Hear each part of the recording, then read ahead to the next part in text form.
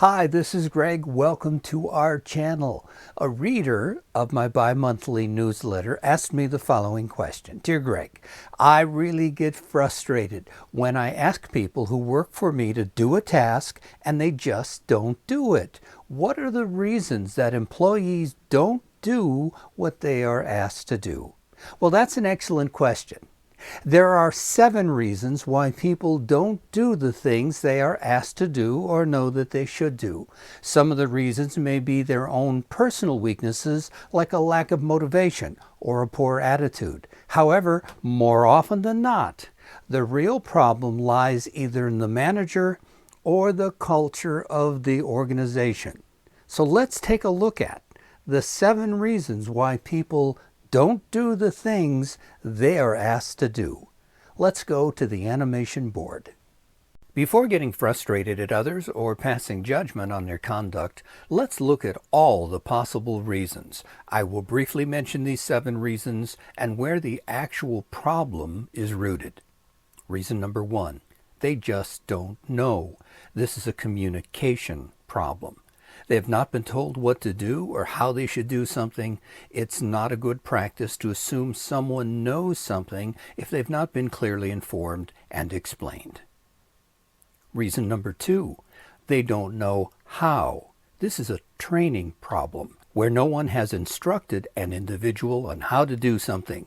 This can be a result of poor delegation skills or ineffective training programs.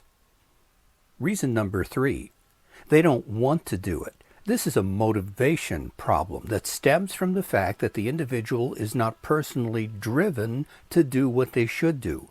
There's not an incentive or motive to stir them to action. In other words, there is no motive for them to take action. Reason number 4, they are in rebellion. This is an attitude problem. Defiance is a serious dilemma, often associated with agitation or belligerence towards management or an organization. This needs to be dealt with correctly.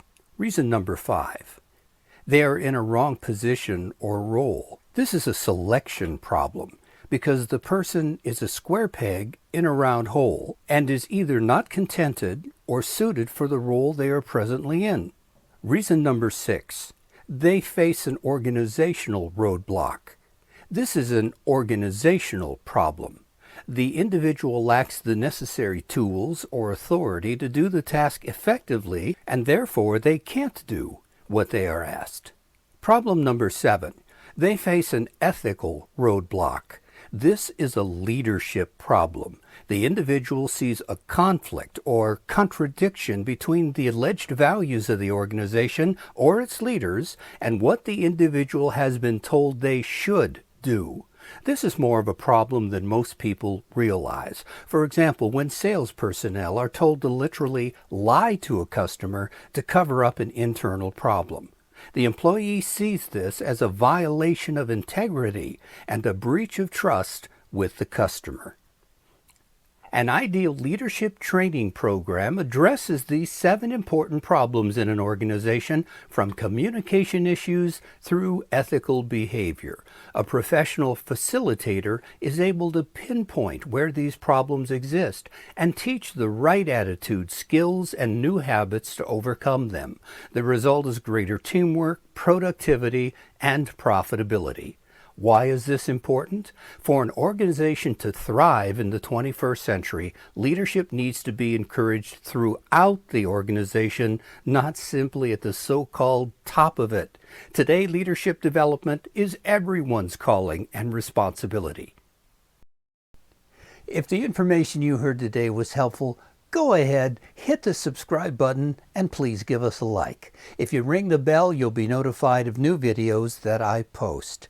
This is Greg Thomas on behalf of Leadership Excellence Limited, reminding you that it was Peter Drucker who wrote, quote, "Only 3 things happen naturally in organizations: friction, confusion, and underperformance.